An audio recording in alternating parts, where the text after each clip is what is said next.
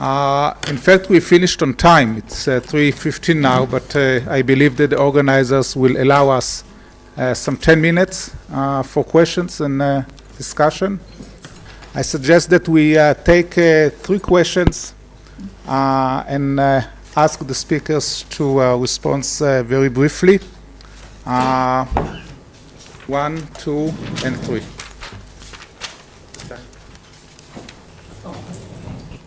Thank you. First of all, Dr. Fishman, with your presentation, you identified differences between those who've converted to different streams of Judaism, but you didn't identify those who had the difference, if there was any, between those who had formally converted and those who had perhaps attached themselves to Judaism. And I'm wondering whether there is any significance in those differences. As to Dr. Cohen, I think the reference to larger Catholic than other groups really means nothing unless you have identified the populations and the distribution of religious groups within that context. And also, the fact that you conducted only telephone interviews really loses, I think, something of the possibility of some richness that might have come out of even at least interviewing those who lived near you and getting some sort of backing for that. With Bram, I guess what you were talking about kind of reminded me of my experiences with the B'nai Menashe, most of whom, in fact, have been through various forms of Judeo-Christian sects before they came to Judaism. And it's an interesting thing, as you see, and I accept the fact that this is obviously a very important bridge that people have followed through on. And thank you. I have a question maybe that concerns all of you, and I don't know if you can respond to this, but I've heard, I think I read it in Haaretz, that there's a trend among African Americans, and that the number among is comparably very high among African Americans converting to Judaism.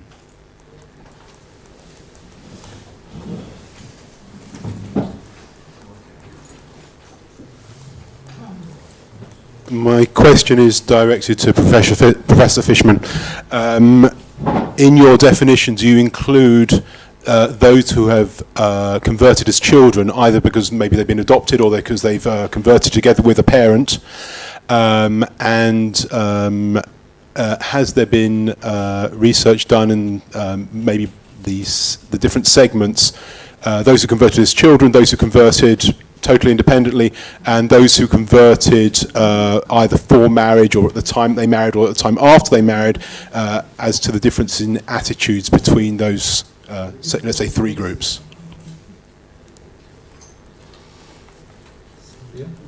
Oh, start ready? Oh, sure.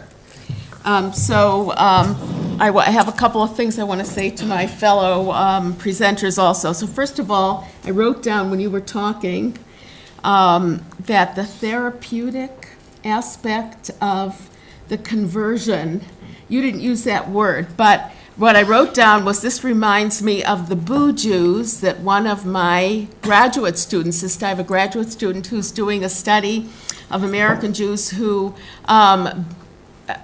relate both to Buddhism and Judaism, and then you brought, in fact, there was a Buddhist connection. And the focus on self is something that I find really quite remarkable.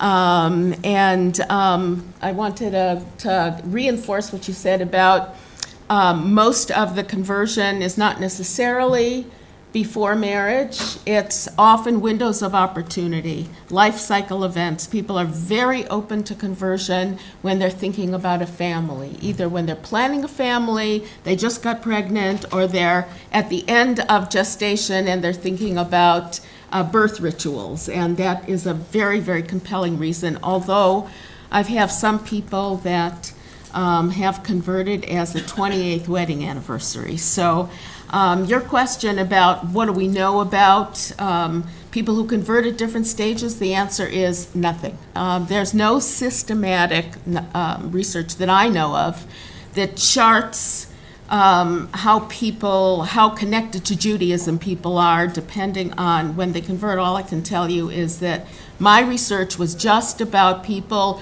who convert in some way around a spousal relationship, although many of them, in fact, converted later. And the differences that I found, but again, this is not quantified. I mean, I had over 100 subjects, so it was for qualitative, it was a pretty big study. But did they start out as an activist Jew, or were they an accommodating or ambivalent Jew? That's where I found the differences, not so much when they converted as did they come into this as something that was a spiritual journey for them. Although sometimes we get people, like I had one woman who started out thinking she was going to raise Jewish children even though she wasn't going to convert. The way she put it was, after the Holocaust, it was the only Christian thing I could do. But then she ended up having quite the spiritual journey and converting into Judaism. So I think there are profound differences, but as far as I know, nobody has really looked at time of research, of conversion, and how that plays itself out. Black Jews, there are lots of black Jews in the United States. Some of them are 3-5 generations of Jews already, and they actually resent that when they come to a new congregation and people say, how did you come to be Jewish?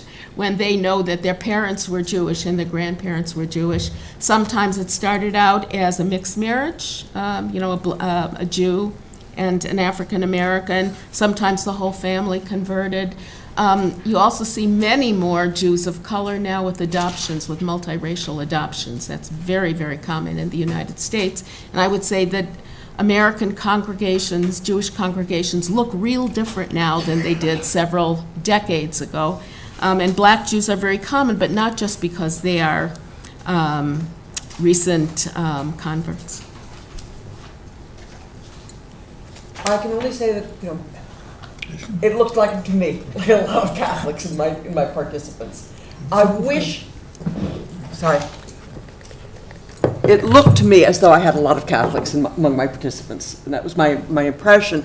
Also, the Catholics tended to have, I think, more religious education in childhood than many of the people who identified as mainline Protestant or such. I wish I could have done in-person interviews. I was limited by geography. I couldn't pick up and travel to everybody.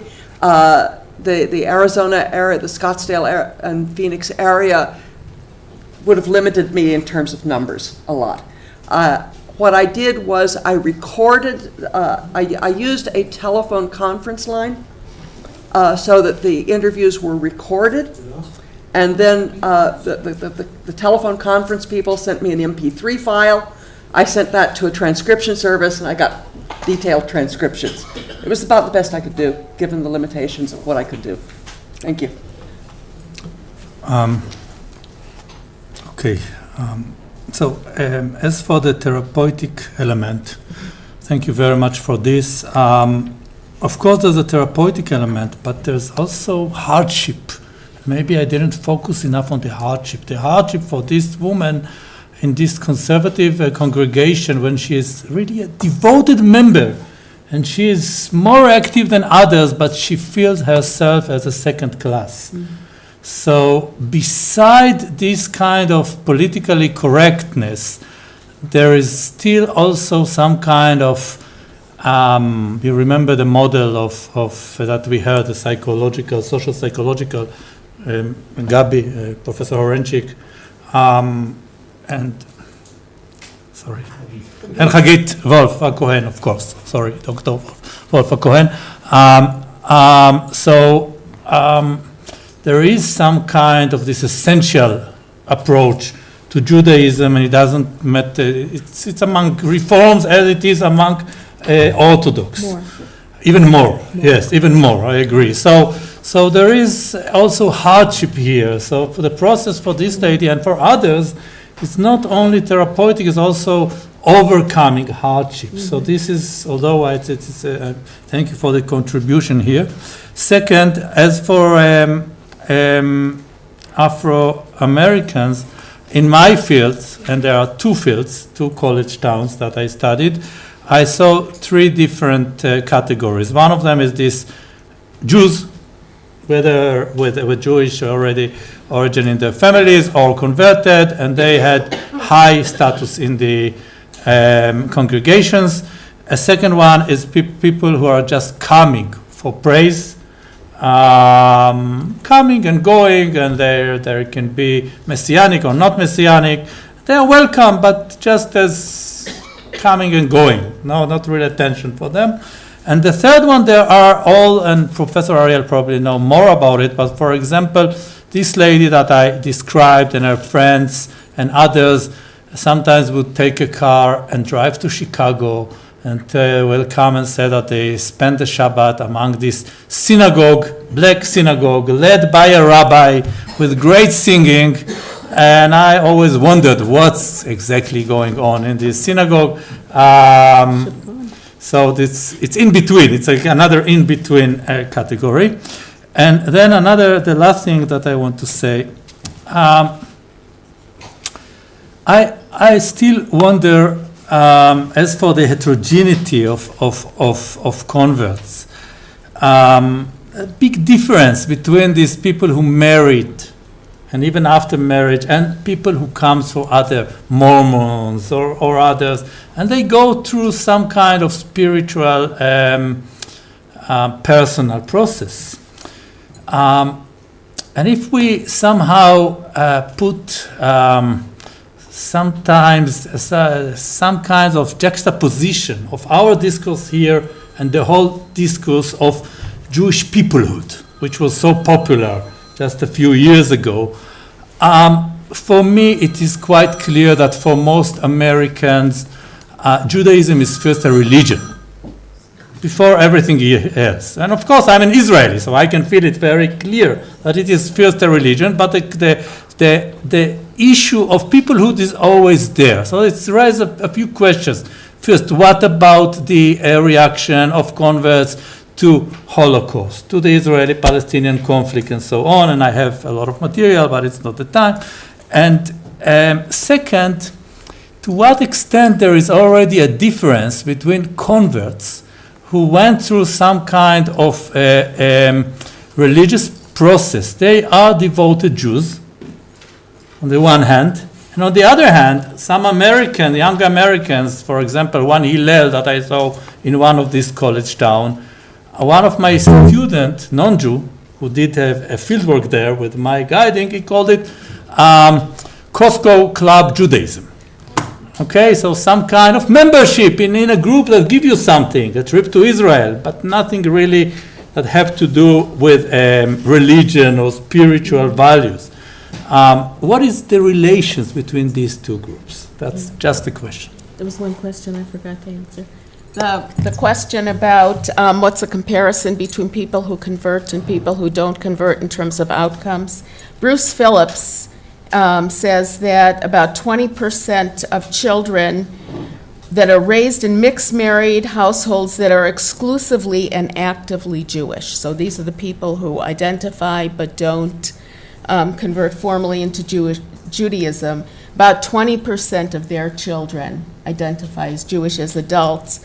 And he compares that to families with two Jews that have exactly the same level of observance, where 60% will identify actively as Jews. So it's not that it doesn't produce any positive results, but it's about a third of what it would be in a completely Jewish household. So once again, thank you for the three speakers for their stimulating presentations. We'll go out.